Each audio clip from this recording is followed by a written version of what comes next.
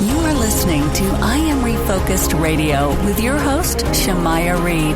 This show is designed to inspire you to live your purpose and regain your focus. And now, here's your host, Shamaya Reed. Hey, welcome to I Am Refocused Radio. Once again, we are here today, and today we have another amazing show lineup for y'all. We have our special guest. His name is Harold Phifer. He has an amazing book that you can get out right now on Amazon.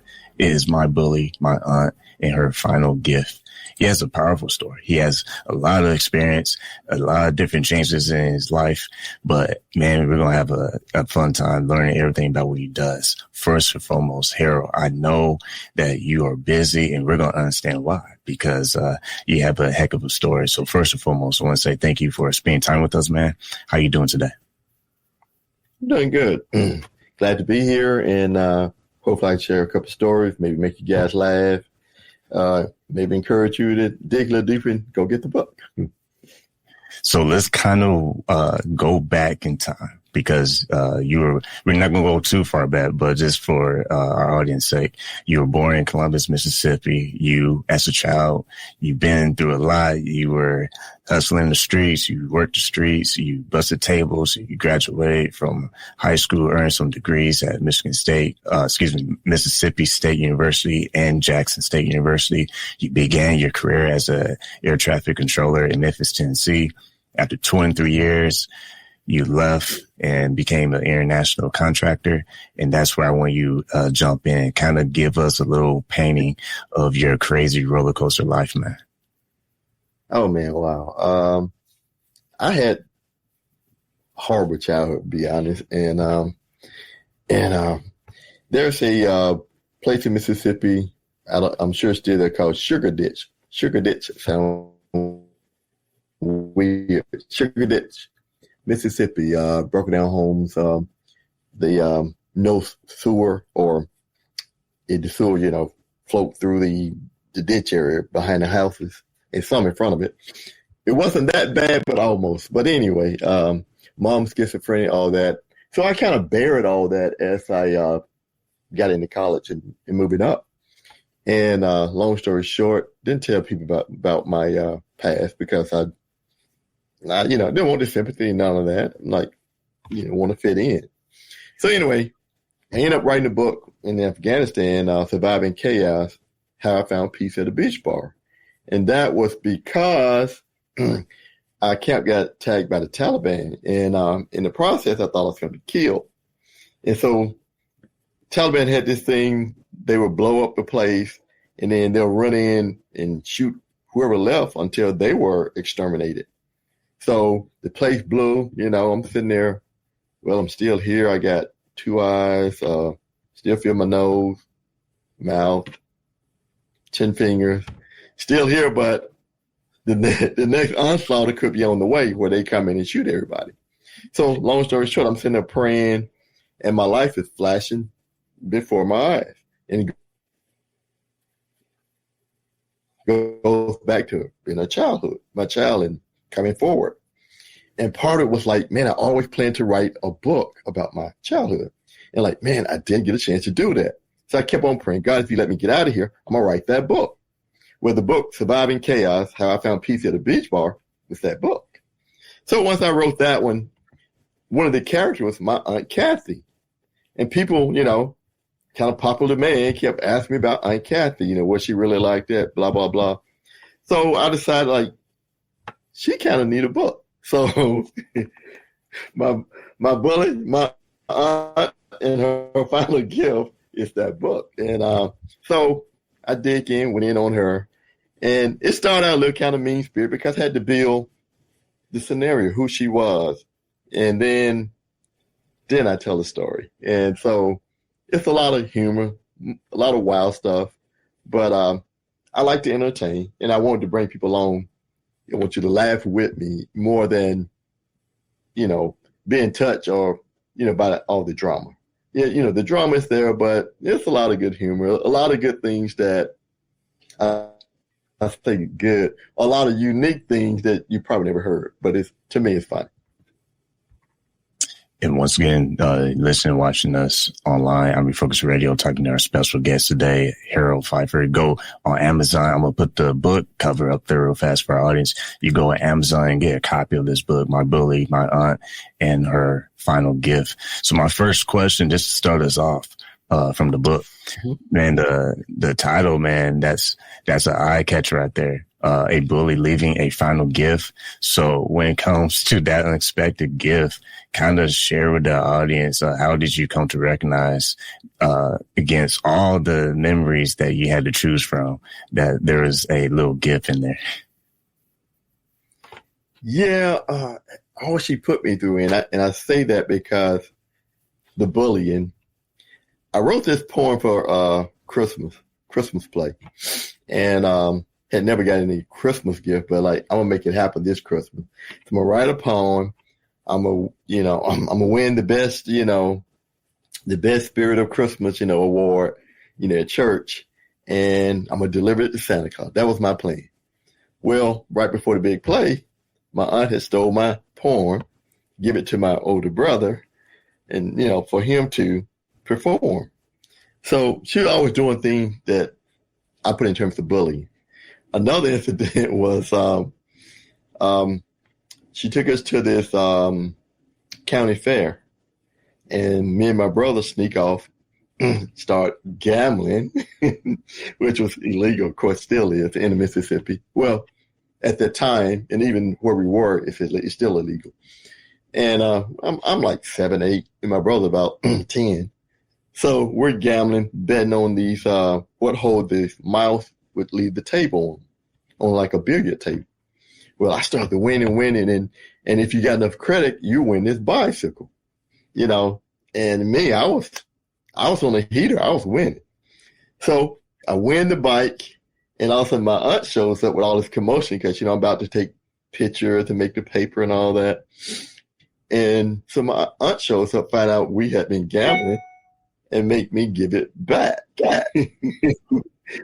So that was painful, Never had anything nice. Everything I had was hand-me-downs. Didn't have a bicycle, So that was painful. But had it been my brother, which she adored, this was a golden child. She allowed him to kept it. So I knew this, and that was painful, Then I get in the Boy Scouts, which it was great. It was needed. I needed some mentorship. And the head of the Boy Scout, he really took to me, and I was excelling, love it, doing well. Matter of fact, we were one of the first African American unit to be on television at the time. We made this popular TV show where once she finds out, she kicks me out of the Boy Scout. I'm loving life, So she was always doing things, to either ratchet me down or stomp me out. And wow. That's how I got, and that's how the bully come about. And also the book, it's also described as offering a lighthearted yet honest look. When you take kind of a second to kind of reflect on your relationship with your aunt and the roller coaster ride, if you will, of that relationship, what were some of the challenges in being both lighthearted but also honest when recounting some of those difficult situations? Well, in passing, people don't want to be mean to you. They want to speak well of you. So that was hard. It was hard, writing her eulogy. Writing her obituary and being asked to do the eulogy. And the pastor guilt me into it. I wasn't going to be, I would tell him no 100 times over, but he hit that spot that he was right, where I was a little menace when I wasn't around my aunt, and everybody in the community knew it. And so the pastor was like, I baptized you in spite of you being a little menace. Okay. Well, not only that, when I got ready to go to college, they took up a little fun, what churches do. And he's like, well, people didn't think you would amount to anything, but I still went through and, helped get you some fun to send you off to college. Yeah, they did. So he guilted me into it. And I'm like, yeah, he's right. Okay. So part of it we get to, I got to help do the eulogy.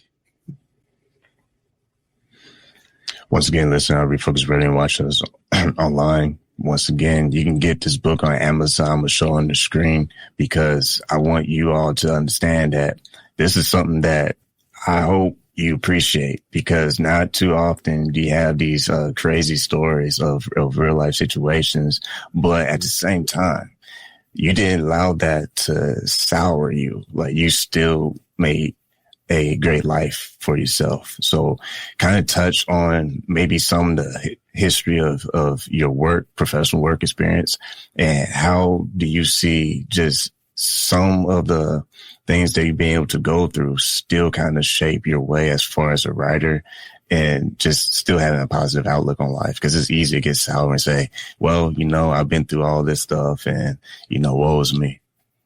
Right. Yeah.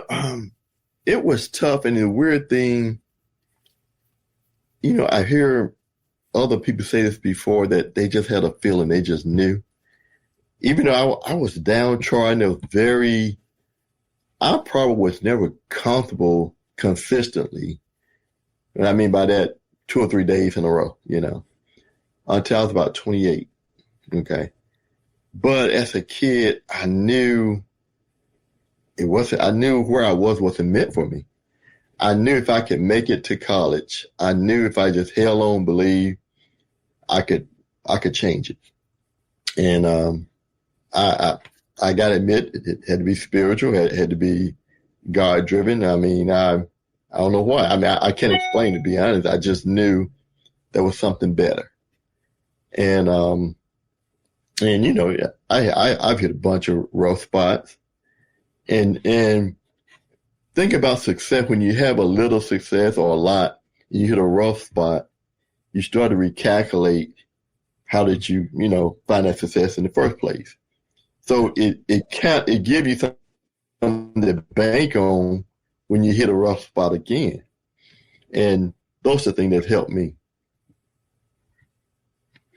The book also is not asking for sympathy, but what kind of connection and understanding are you hoping that readers will appreciate when they learn more about not just the relationship part, but just altogether what the book is illustrating? You got to find a way to let go. Death, or even, one of the things that I've heard 20 years ago, and kind of weird, from Michael Irvin, football player Michael Irvin. He said, when you've had success, what would motivate you after when you had a lot of success or money? And he said, failure. And I'm like, that's right. Once you have success and you fail, you're like, this is not supposed to happen to me. It'll motivate you to get back on your feet. I say, believe in yourself, resilience. You need something to believe in. Just whether you believe in God, just something to sustain you until you get it together, or you start seeing some better light or whatever. And that's why I taught my kids. I'm like, you don't have to be fanatics, but I want you to believe in God, because I can't always be there. I can't always be in your ear. So you need something to sustain you until you start to, self-assert yourself or see the good in your battles and your struggle. And I would say last, if you can, learn to laugh at yourself, because sometimes we beat ourselves up too much. And like, my book, you can tell I laughed at myself a lot, or laughed at my aunt a lot. It wasn't funny then, but it's funny now. And going back a little bit with your job, when you first left the U.S. and you started working internationally, to me that suggests a desire for not just opportunity, but a change, maybe possibly escape what you once knew and try something totally brand new. For you, what was the extent of your relationship with your aunt contributing to the fact of a powerful decision like that? Well, she was probably lower on the, I'll say, ranking of, but I went through, I had kind of been complacent. And this is going to sound weird, but I kind of got fired. It was kind of like the best thing that ever happened because I was complacent. And I was always a driven person, love challenges. So once I left to become an international contractor, that drive kicked back in, that fight kicked back in. And, but also I had lost my family, got divorced, lost my kids. And I say lost my kid as in, when you're used to seeing your kids every day, then, you only see them maybe once a month or something like that at best, you kind of lost your kids, and that was hard because I grew up without a father and I always wanted to be a better parent than what I had. Basically grew up without a mom. And like I said, once again, I want to be a better parent than and then to get smacked, that it knocked me on my butt. So leaving the country and trying to refine myself, I needed that. I like how you said earlier about failure plays a big role in for you to almost have like a moment where you wake up. Okay, like, it's been comfortable for a long time, and here comes reality. The bus of reality comes through and says, hey, wake up. What are you going to do now? When you had that moment of, what am I going to do now? That's a lot of stuff to go through as far as like losing very personal things that you're used to having. How were you able to make those adjustments as you had to pick up and go? Oh man, I'll be honest, it was day to day. And that's why I kept telling myself, like you've done this before. Like I said, when you have some success, you got something to bank on. Like you've done it before, we'll take it day to day. And, it wasn't easy. Man, it wasn't easy. I mean, if I could tell you some things that doesn't sound believable, but I went from, I'm not going to talk about the money, but I went from doing well to almost, I wasn't skid row, I'd be lying, but, but I went from making a lot of money to making about a third of what I was making. And to the point that I had to, take a bird bath at the hotel. I would pretend like I stayed in the hotel and I go in the bathroom, clean up, go get my car and go to work. I would go to a different one after I got off work, go to the appetizer they had, to sustain me, to have food. This was very real. I did that for about a year and a half, 2 years. And then success hit and it hit big, and when I became an international contractor, it hit again and hit big. But for a moment, it was bad. And I didn't tell anybody. People, I was living in a broke down RV trailer that didn't have air conditioning. And the heater barely worked. It had like a black and white TV, and we're talking not too long ago. I mean, okay, it was bad, and but I kept day to day, just get up day to day. Like I said, another way I did it, I got a membership to a gym, which was about $35-40 a month, and I would take a shower there, and I didn't tell people why, they think I'm working out, but I wasn't. I need to clean up. And the other option I had was, and I hope I don't create problem for the facility, was go to the hospital. Great facilities, great bathroom, and go to the emergency room. You got people there, right? Great bathroom, clean up, brush your teeth, go to work. Wow. So yeah. And people don't believe it because, you know what I'm saying? Because I live a pretty decent life, but people don't believe that you hit it that hard. Right. And yes, I did.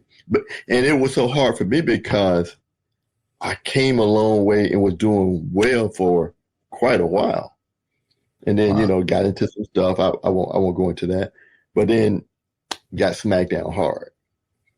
But I fought my way back, you know. That's amazing, because to just think about that for a minute, that you were doing something very well. Mm-hmm.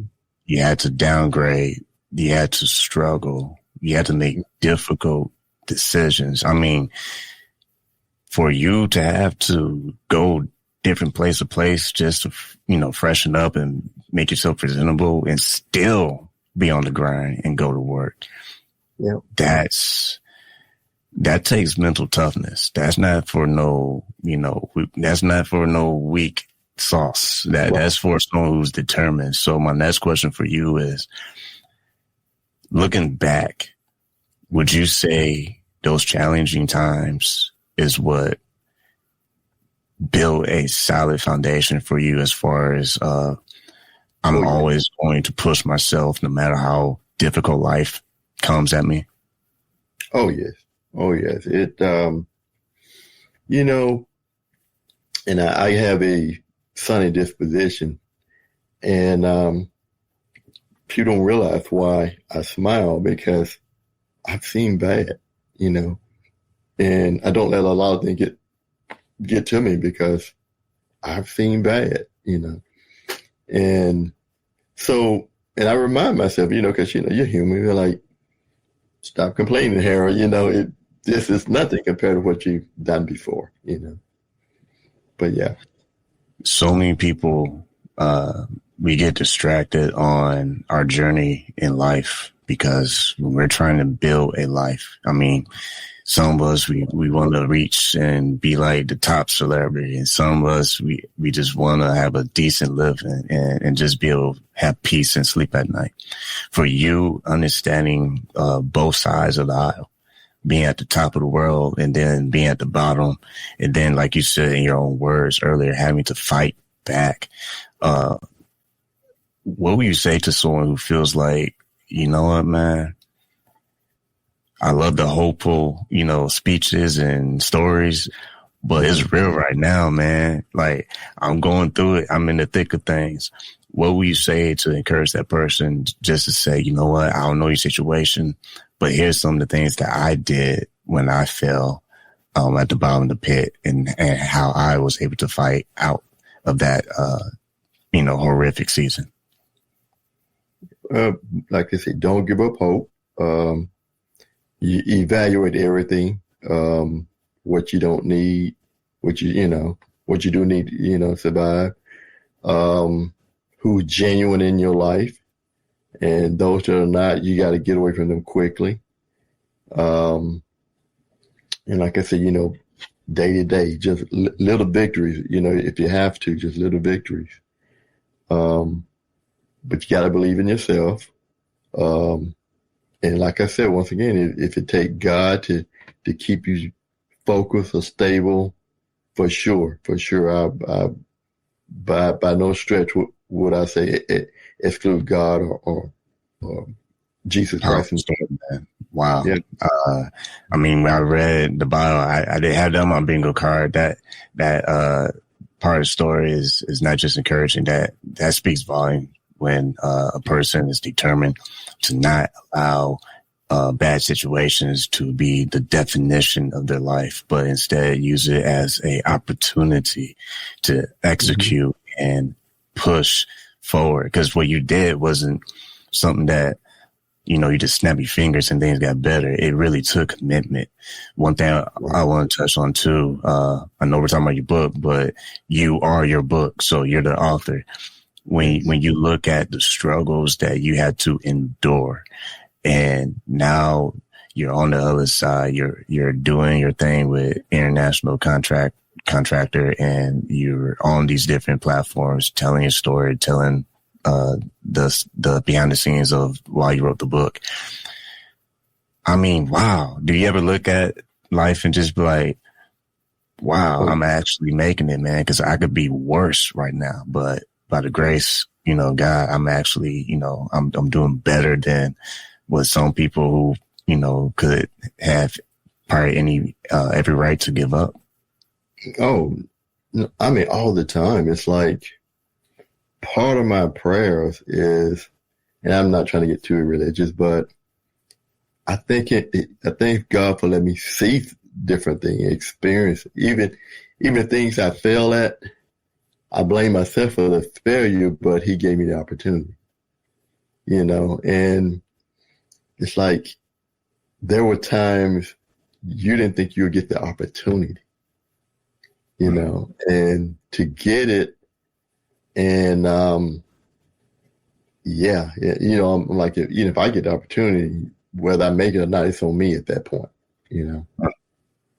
Man, this is good because the other thing I'm hearing and seeing in the story too is that not just being self-accountable for the life you want to live, but sticking to those hard choices, because commitment to what you're doing, no one is going to save you in this world. You have to do you. Like, no one's going to be like, hey, Harold, I heard you having a rough time. I'm going to be your genie and I'm going to make everything's perfect for you.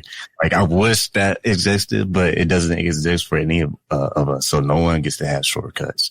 My last question for you, for our viewing audience. I love that we went in this direction. I didn't plan on going this direction. If you can say one thing to someone who has a dream, but they are questioning themselves, they listen to that inner voice of self-doubt, what will you say to them to say, you know what, silence that inner voice that's saying that you can't do it and go after what you believe? Wow. Most definitely go after it. Believe in it. You hear especially females say manifest. Believe in it. See, you know what it's going to be like if it happens. Stay in that lane. Don't get caught up in kind of the herd. And I say that because you see a lot in our community. You want to stick with your friends. You want everybody to, to hang together. And one thing I try to teach my kids, I say success sometimes is only going to be you. So they're not going to come to college and say, I want all 5 of you. They're probably going to say, I just want him or I just want her. I said, so, don't feel bad. Always expect success, and you got to break away from, unfortunately, the herd a lot of time. Not, unless you got some, what they call it, the entertainer have a big group that follow them. I forgot what they call it. But other than that, more than likely, you're going to have to be that guy or that woman. And which means you're going to have to be the one that stay in the course with the focus, pushing that, trying to kick that door in. When you fall, it's probably just going to be you taking that hurt.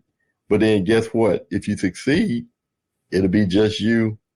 Taking out all the good that come with it. So, keep pushing, knock that door in. Don't step on your own foot, Man, great story. This was a great episode. You listen to I Am Refocused Radio and watching us online, talking to our guest today, Harold Phifer. You can get a copy of his book. I'm going to throw it up here real fast. You can get it on Amazon.